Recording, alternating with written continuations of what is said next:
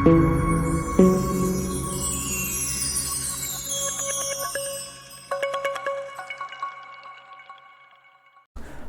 सभी को, मेरा नाम है हेमंत बसवाल। वर्णमाला क्लासेस में आप सभी का स्वागत है। आज हम बात करेंगे आधुनिक भारतीय इतिहास लेखन की। प्राचीन कालीन और मध्यकालीन भारतीय इतिहास लेखन पर मैं वीडियो बना चुका हूं, तो वो पहले आप देख लीजिए, उसके बाद ये वीडियो देखिएगा, क्योंकि उसके बाद आपको समझने में ज़्यादा आसानी होगी। और मध्यकालीन भारतीय इतिहास लेखन और आधुनिक कालीन भारतीय इतिहास लेखन दो ऐसे टॉपिक हैं जहाँ से बहुत ज़्यादा क्वेश्चन पूछे जाते हैं। तो आधुनिक कालीन भारतीय इतिहास लेखन टॉपिक है जो थोड़ा सा बड़ा होगा, इसके लिए मेरे को शायद 2 या 3 वीडियोज़ लग जाएंगी। तो आप पहले जो मध्यकालीन भारतीय इतिहास लेखन है उसकी वीडियोज़ आप प्लेलिस्ट में देख लीजिएगा, उसका लिंक मैं डिस्क्रिप्शन में भी डाल दूँगा। और आगे बढ़ने से पहले एक रिक्वेस्ट और है मेरी कि प्लीज़ इस चैनल को सब्सक्राइब कर दीजिए, क्योंकि बगैर मोटिवेशन के और जब तक आगे से बहुत अच्छा रिस्पांस नहीं मिलता है तो चीज़ों को कंटिन्यू करना काफ़ी मुश्किल होता है। तो इसको शेयर कीजिए उनके साथ जो लोग नेट की तैयारी कर रहे हैं, हिस्ट्री में, जिनको इतिहास लेखन के टॉपिक में कोई कन्फ्यूजन है या फिर जो उसको तैयार करना चाहते हैं। तो ये वीडियोज़ काफ़ी ज़्यादा यूज़फुल होगी। और जिनको बुक्स में कोई कन्फ्यूजन है तो उसके लिए मैं बुक रिव्यूज़ भी रोज़ बना रहा हूँ, तो वो भी आप देख सकते हैं। उसके लिए भी मैंने प्लेलिस्ट बना रखी है। तो अब हम बात करते हैं आधुनिक भारतीय इतिहास लेखन की।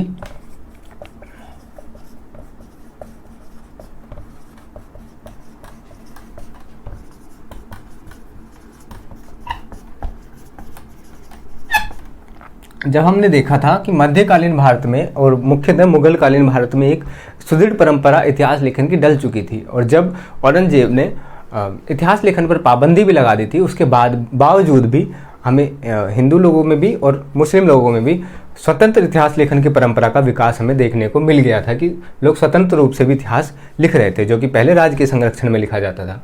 और मध्यकालीन भारत से रिलेटेड इतना ज़्यादा विवरण हमें मिलता है कि जो ब्रिटिशर्स के बाद आए, उन्होंने मध्यकालीन भारत के बारे में जानकारी जुटाने में उनको बहुत ज़्यादा कोई तकलीफ नहीं सहनी पड़ी। प्राचीन कालीन भारतीय इतिहास लेखन को करने के लिए उन्हें काफ़ी ज़्यादा समस्याओं से जूझना पड़ा, और उन्होंने काफ़ी एक तरह से नींव वो डाल कर गए हैं।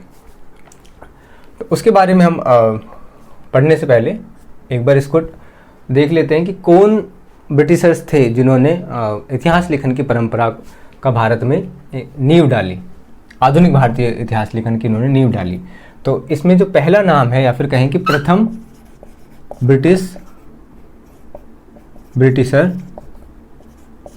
जिसने भारतीय इतिहास लिखा, तो वो है रॉबर्ट आर्मे। रॉबर्ट आर्मे जो है 1769 से लेकर 1801 तक ये कंपनी की सेवा में रहे, ब्रिटिश ईस्ट इंडिया कंपनी की सेवा में इतिहास लेखन का कार्य ये कर रहे थे। इन्होंने जो बुक लिखी है उसमें पहली पुस्तक का अगर मैं नाम बताऊं तो ए history of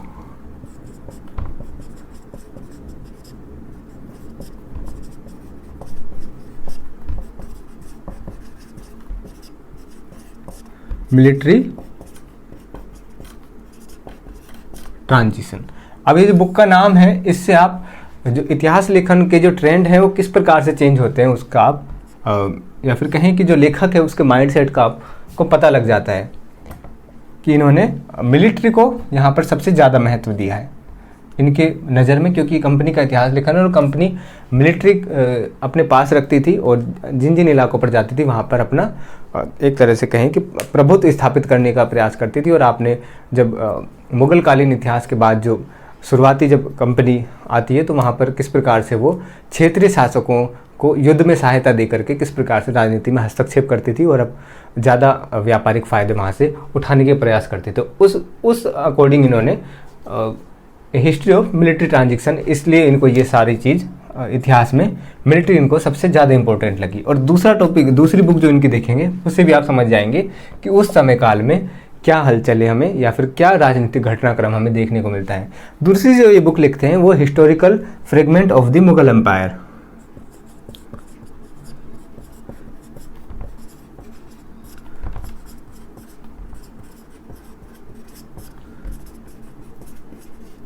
of the Mughal empire. तो मैंने कहा कि ये मुगल कालीन जो इतिहास लेखन है या फिर कहें कि वो काफ़ी ज़्यादा विस्तृत तौर पर लिखा गया था। तो उसके स्रोत इन्हें सबसे आसानी से उपलब्ध थे और ये सबसे रिसेंट कोई हिस्ट्री को अगर ट्रेस कर सकते थे तो मुग़ल कालीन हिस्ट्री थी। इस वजह से इन्होंने दूसरी अपनी जो पुस्तक लिखी है वो है मुग़ल या फिर historical fragment of Mughal empire. ये काफ़ी बड़ा नाम है, इसमें मराठा वगैरह और काफ़ी सारे नाम आते हैं जो उस समय पे क्षेत्रीय शासकों के रूप में कार्य कर रहे थे। तो उसके बारे में ये बुक हमें देखने के लिए मिलती है। तो इनको हम प्रथम ब्रिटिशर इतिहासकार कह सकते हैं जिन्होंने भारतीय इतिहास लेखन की शुरुआत की। और उसके बाद के जो इतिहासकार हैं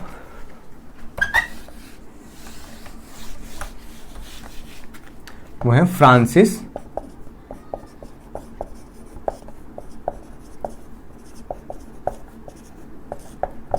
ग्लैडविन। फ्रांसिस ग्लैडविन ने इनसे थोड़ी सी अलग अप्रोच अपनाई है और इन्होंने जो बुक लिखी है वो थोड़ा सा क्षेत्रीय चीज़ों को छोड़कर या फिर किसी पर्टिकुलर सब्जेक्ट को छोड़कर इन्होंने पूरे हिंदुस्तान की हिस्ट्री लिखने का प्रयास किया। इन्होंने जो बुक लिखी है वो है ए हिस्ट्री ऑफ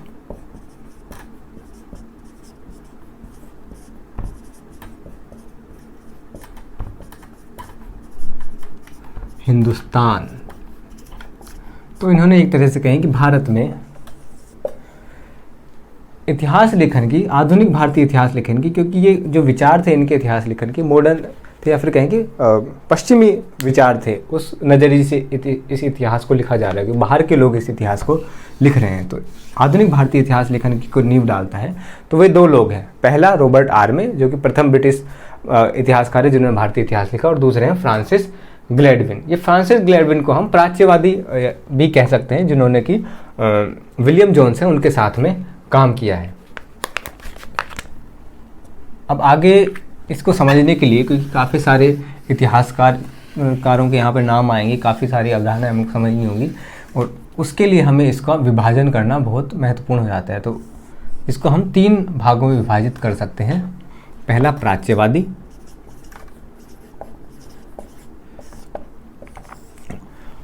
प्राच्यवादी जो लोग थे उन्होंने प्राचीन भारतीय इतिहास पर ज़्यादा फोकस किया और जो प्राचीन परंपरा थी उसका अध्ययन करने में इनको बहुत ज़्यादा रुचि थी। इसके लिए इन्होंने साहित्य एवं पुरावशेष, प्राचीन भारत का अध्ययन किस प्रकार से करेंगे, या तो पुरावशेष होंगे, अभिलेख होंगे और कुछ शिलालेख होंगे, कुछ स्तंभलेख होंगे, और जो फाइंडिंग्स है उस टाइम की जो आर्ट्स है वो होंगी। तो पुरावशेष और साथ में साहित्य, इन दोनों के बारे में ये लेखन करते हैं और इस पे इनका मुख्यतः काम होता है। और जो दूसरे कैटेगरी में जो आएंगे वो हैं साम्राज्यवादी, क्योंकि इन्होंने जो काम किया इतिहास लेखन में वो इन्होंने एक पर्पज़ से इतिहास लिखा और वो पर्पज़ ये था कि जो ब्रिटिश शासन है भारत के अंदर उसको औचित्य और एक तरह से वैधता प्रदान की जाए। इनका जो सिद्धांत है मुख्य रूप से जेम्स मिल का उपयोगितावादी सिद्धांत का इन्होंने प्रयोग किया और यह बताने का प्रयास किया कि भारतीय लोगों में शासन करने की क्षमता नहीं थी, इस वजह से ब्रिटिशर्स लोग यहाँ पर आकर शासन कर रहे हैं और वही इन पर शासन कर सकते हैं। अब जब ये और भारतीय लोगों के बारे में इसी प्रकार के इन्होंने विचार दिए, और उपयोगिता वाला जो विचार है वो इस प्रकार से भी समझा जा सकता है कि उपयोगिता में ये है कि जब कोई विचार खराब हो जाता है तो दूसरा विचार तो उसकी उपयोगिता खत्म हो जाती है। तो इस प्रकार से जो भारतीय संस्कृति या फिर भारतीय प्रचलित राजनीति प्रक्रिया थी उसको इन्होंने कहा कि उसकी उपयोगिता खत्म हो चुकी है, इस वजह से जो ब्रिटिशर्स जो भारत में आए हैं वो लोग शासन कर पाएंगे, उनकी पुरानी जो परंपरा है वो फेल हो चुकी है, तो उसकी उपयोगिता नहीं रही है। उसी का प्रत्युत्तर राष्ट्रवादी इतिहासकार देते हैं, क्योंकि जब इतना हो जाता है प्राच्यवादी लोग भारतीय प्राचीन संस्कृति के बारे में खोज कर उनका अनुवाद कर करके उसको एक तरह से पूरे वर्ल्ड के सामने ले आते हैं और इस प्रकार से भारत का जो कहें कि प्राच्यवादी को एक इंग्लिश में ओरिएंटलिस्ट भी बोलते हैं और इसको भारत शास्त्र भी कहा जाता है और जिसको इंग्लिश में इंडियोलॉजी बोलते हैं। ठीक है, तो इन्होंने जो भारतीय ज्ञान था उसको उभार कर रख दिया, जितने भारतीय प्राचीन ग्रंथ हैं उनका इन्होंने अनुवाद किया। जिस वजह से ज्ञान ज़्यादा से ज़्यादा लोगों पर पहुंच गया कि भारतीय संस्कृति किस प्रकार थी, और उसी का फ़ायदा उठाकर या उसी परंपरा से ये निकले राष्ट्रवादी इतिहासकार, जिन्होंने साम्राज्यवादी इतिहासकारों को एक प्रकार से चुनौती दी और उनके इतिहास लेखन को चुनौती दी, और उसका इन्होंने प्रत्युत्तर देने का प्रयास किया कि जो प्राचीन भारतीय परंपरा है वह गौरवमयी है।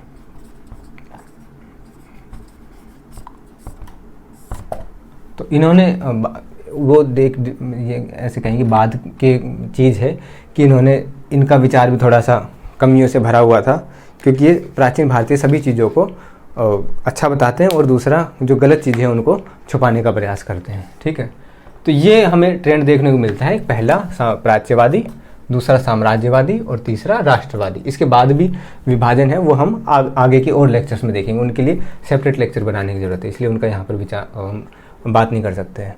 तो प्राच्यवादी के बारे में सबसे पहले हम बात करते हैं। प्राच्यवादी इतिहास लेखन में प्रमुख जो व्यक्ति हैं, पहले तो कि वारेन हेस्टिंग जो हैं,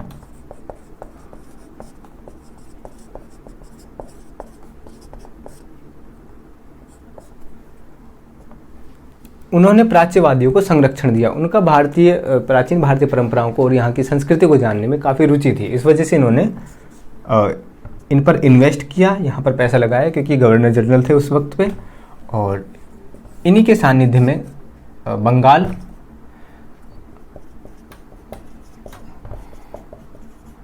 एशियाटिक सोसाइटी का गठन हुआ 1784 में। और ये बंगाल एशियाटिक सोसाइटी का जो गठन है वो किन्होंने किया है, विलियम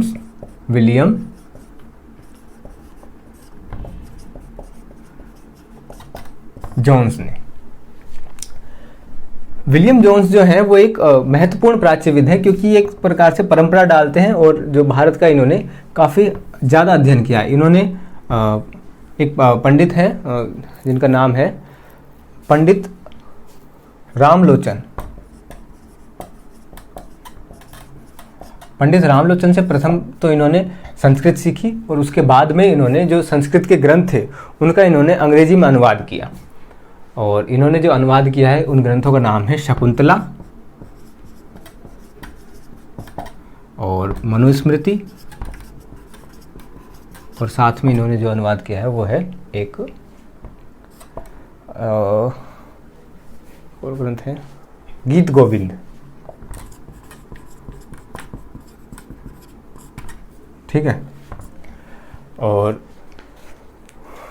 इसके बाद इन्होंने एक जो सबसे बड़ा एक कहें कि प्राचीन इतिहास की इन्होंने जो मानक जो स्थापित किया वो इन्होंने चंद्रगुप्त के काल का, मौर्य काल के बारे में इन्होंने जो मिस्ट्री थी उसको सोल्व कर दिया। जो सिकंदर का जो आक्रमण था वो ग्रीक जो स्रोत हैं, ग्रीक जो टेक्स्ट हैं उनके अंदर वो उल्लेखित था, तो वो भारत के अंदर लेकिन हमें देखने को मिलता नहीं था। तो उसके लिए इन्होंने पौराणिक ग्रंथ और साथ में आख्यानों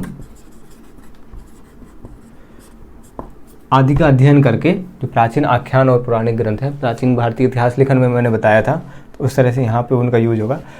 पौराणिक ग्रंथ और आख्यानों का यूज करके इन्होंने उसमें से निकाला कि चंद्रगुप्त मौर्य का शासन और धनानंद की या फिर कहेंगे नंद की हत्या और उसके राज्य पर चंद्रगुप्त मौर्य ने किस प्रकार से शासन स्थापित किया। नंद की हत्या और साथ में सिकंदर का आक्रमण, इसका इन्होंने मिस्ट्री को इन्होंने सोल्व किया। और 325 ईसा पूर्व की जो डेट है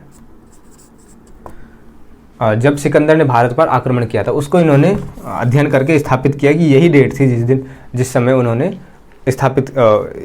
सिकंदर ने आक्रमण किया था। तो ये एक तरह से प्राचीन भारत में एक तिथि को स्थापित करती है, और वहाँ से हम इतिहास लेखन और वहाँ के इतिहास को, हम प्राचीन भारतीय इतिहास को समझने के लिए काफ़ी ज़्यादा एक तरह से कहें कि रास्ता साफ कर देता है और आसान कर देता है। उसके साथ में जो ग्रीक वर्ड हैं, सेंड्रोकोटस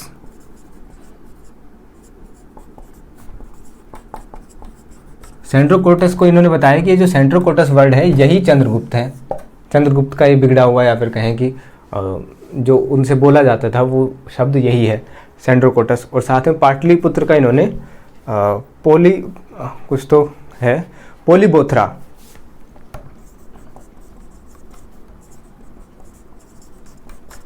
पोलीबोथरा जो शब्द ग्रीक साहित्य में हमें देखने को मिलता है वही पाटलिपुत्र है, जहाँ पर चंद्रगुप्त मौर्य का शासन था। इसके अलावा इन्होंने जो आर्य के बारे में आपने जो सिद्धांत देखा होगा सबसे ज़्यादा प्रचलित है, तो उसके बारे में इन्होंने कहा कि जो जितने भी ग्रीक और फारसी, संस्कृत और ऐसे काफ़ी सारी भाषाएं हैं, और ग्रीक, लैटिन, संस्कृत, फारसी भाषाएं हैं, उनको बोलने वाला कोई समूह था, वो कहीं एक जगह पर रहता होगा और बाद में वो जाकर अलग अलग जगह पर स्थापित हुआ। तो इस प्रकार से इन्होंने आर्य के बारे में भी, अपने आर्य जो नस्ल है उसके बारे में इन्होंने सिद्धांत दिया कि आर्य नस्ल के लोग कोई प्राचीन काल में एक रहे होंगे, जिनसे इतनी सारी क्षेत्रीय भाषाएं अलग अलग जगह पर जाकर निकली हैं। तो उसके बाद पहले हो गए विलियम जोन्स। अब दूसरे प्राच्यवादी इतिहासकार के बारे में अगर हम बात करें तो उनका नाम है, तो दूसरा जो मानक स्थापित करता है प्राच्यवाद के बारे में, वो बंगाल एशियाटिक सोसाइटी, क्योंकि जितने भी विद्वान यहाँ से निकलेंगे वो एशियाटिक सोसाइटी से निकलेंगे, और वो ही एक तरह से प्राचीन साहित्य अध्ययन और प्राचीन जो पुरालेख हैं, पुरातत्व है, उसका अध्ययन वो एशियाटिक सोसाइटी के माध्यम से ही करने का प्रयास करते हैं। यहीं से वो परंपरा निकलती है, इन्हीं के सब स्टूडेंट होते हैं या फिर इन्हीं के सब साथी होते हैं साहित्य के क्षेत्र में। उसके बाद तो पुरातत्व के लिए एक अलग हमें देखने को मिलता है कनिंघम वगैरह का, ठीक है, इसको भी हटा देते हैं। और दूसरे जो विद्वान है वो है Charles Wilkins.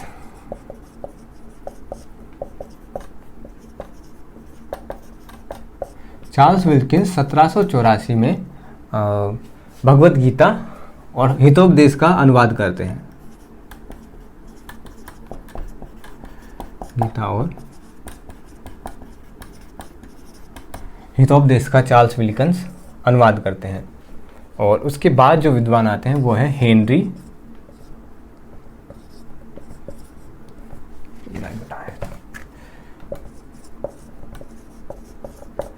Henry Colebrook. Colebrook एक महत्वपूर्ण प्राच्यवादी हो जाते हैं, क्योंकि इनको एक तरह से विलियम जोन्स का उत्तराधिकारी इतिहासकारों ने स्वीकार किया है, उत्तराधिकारी विलियम जोन्स का। कोलब्रुक जो है वो एक गणितज्ञ थे, जो कि 18 वर्ष की आयु में ही भारत आ गए थे, और इन्होंने भी काफ़ी भारतीय साहित्य का या फिर कहें कि संस्कृत साहित्य का इन्होंने काफ़ी अध्ययन किया, और उसके आधार पर इन्होंने काफ़ी सारे ऐसे और जर्नल वगैरह प्रकाशित किए। तो इसमें हम एक राइटिंग इनकी माने तो essays on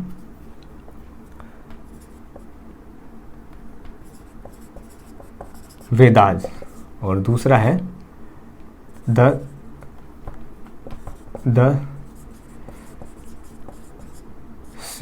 sacred writings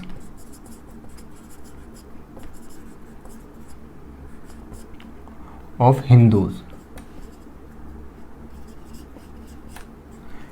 sacred मतलब पवित्र ग्रंथ है, उनके बारे में इन्होंने कहे कि अपनी किताबें लिखी हैं, और एक तरह से मानक स्थापित करते हैं। ऐसे जो दी वेदास, सही है। और इसके बाद जो आते हैं चौथे प्राच्यविद, वो आते हैं मैक्स मूलर। मैक्स मूलर काफ़ी महत्वपूर्ण प्राच्यवादी हैं, जिनका हमने बहुत ज़्यादा नाम सुना होगा, और ये आर्य इनविजन की ये थ्योरी देते हैं, और साथ में history of Sanskrit literature.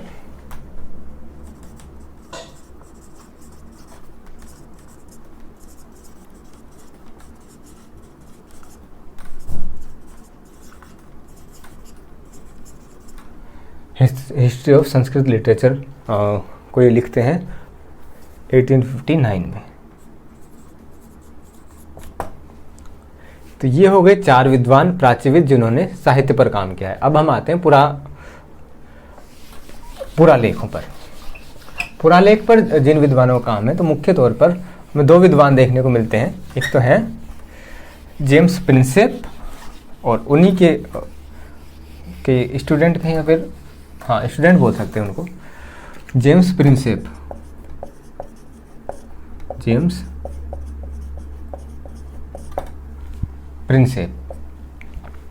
Prinsep का जो मुख्य काम हम देखते हैं वो अशोककालीन अभिलेख हैं, ब्राह्मी है, उसका ये अनुवाद करते हैं।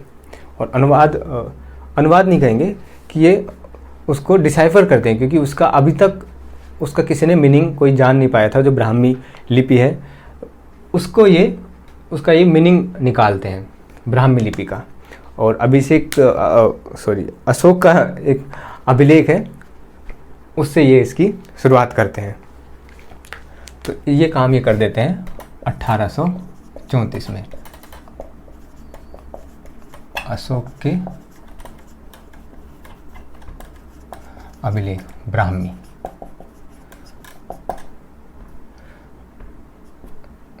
का अर्थ,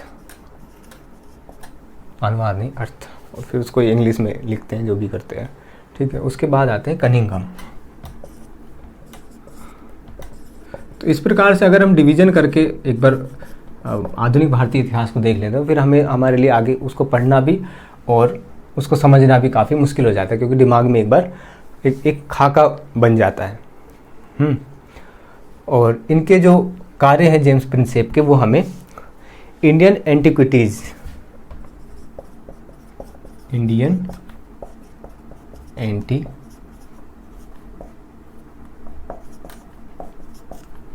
में देखने को मिलता है। इनके जो सारे कार्य हैं, क्योंकि ये इन अभिलेखों से और कहें कि सिक्कों से जुड़े हुए व्यक्ति थे, जिनका काम भी एक टकसाल के अंदर ये कुछ तो अधिकारी थे, और बाद में जाके ये अभिलेखों का अध्ययन करना शुरू करते हैं। इन्हीं के शिष्य हैं, ये काफ़ी बुजुर्ग हो जाते हैं उस वक्त तक तो, और 19 वर्ष की उम्र में कनिंघम जेम्स प्रिंसेप से मिलते हैं और उनसे प्रभावित होते हैं और उनके कार्य को वो आगे बढ़ाते हैं। तब जो कनिंघम है वो मिलिट्री में बंगाल आर्मी के अंदर जो इंजीनियरिंग विभाग है, इंजीनियरिंग के अंदर ये किसी बड़े पद पर ये कार्यरत होते हैं, और बाद में ये उत्खनन से जुड़ जाते हैं। जो उत्खनन का कार्य है, काफ़ी चीज़ों का ये, काफ़ी साइट्स का ये उत्खनन करके जाते हैं, और उत्खनन की परंपरा को और आर्कियोलॉजिकल सर्वे, भारतीय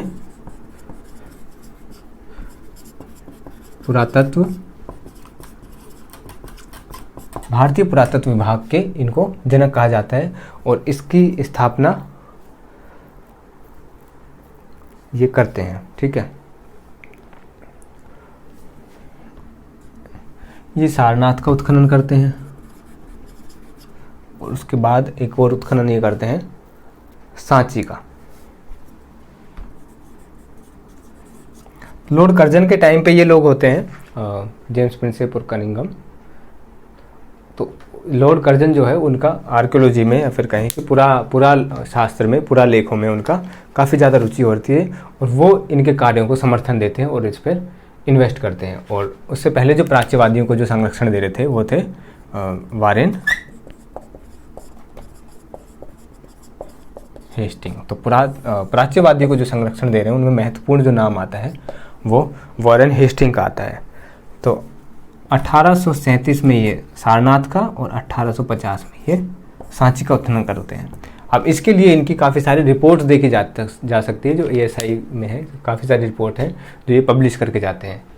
उसके बाद से एक पुरातत्व की और उत्खनन की ये परंपरा भारत के अंदर डाल के चले जाते हैं, क्योंकि अभी तक ज़्यादा एक तरह से कहें कि, क्योंकि साहित्य का जब हम अध्ययन करेंगे तो बहुत ज़्यादा इतिहास में आगे नहीं जा सकते हैं, लेकिन जब हम पुरातत्व का और उत्खनन के द्वारा जो सामग्री हमें प्राप्त होती है उसका भी अगर हम अध्ययन करके जानकारी प्राप्त करने लग जाएं, तो इतिहास के काफ़ी भीतर तक हमें जानकारी मिल जाती है। और उसी की नींव ये लोग डाल कर जाते हैं। तो इस वजह से ये महत्वपूर्ण हो जाते हैं। तो आज हमने प्राच्यवादी कंप्लीट कर लिया है, कल हम साम्राज्यवादी इतिहास लेखन कंप्लीट करेंगे कि साम्राज्यवादी और शायद हो सके तो राष्ट्रवादी भी कल कंप्लीट हो जाएगा, क्योंकि दोनों एक दूसरे से जोड़कर उनको पढ़ाया जा सकता है। इसका उनसे ज़्यादा संबंध नहीं दिखाया जा सकता है, हालांकि इससे प्रभावित काफ़ी हद तक वो हुए हैं, लेकिन इनके विचारों में थोड़ी भिन्नता मिलती है।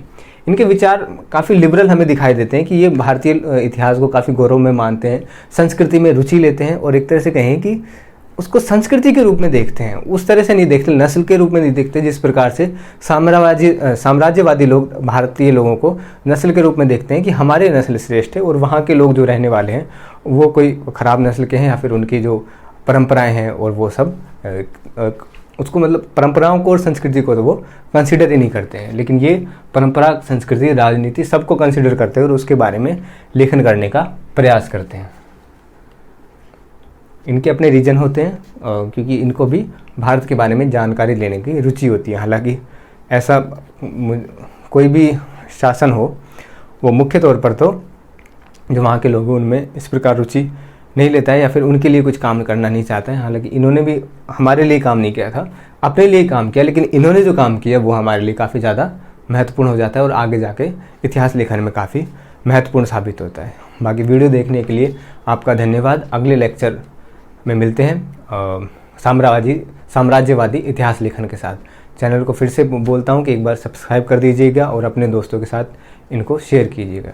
Thank you.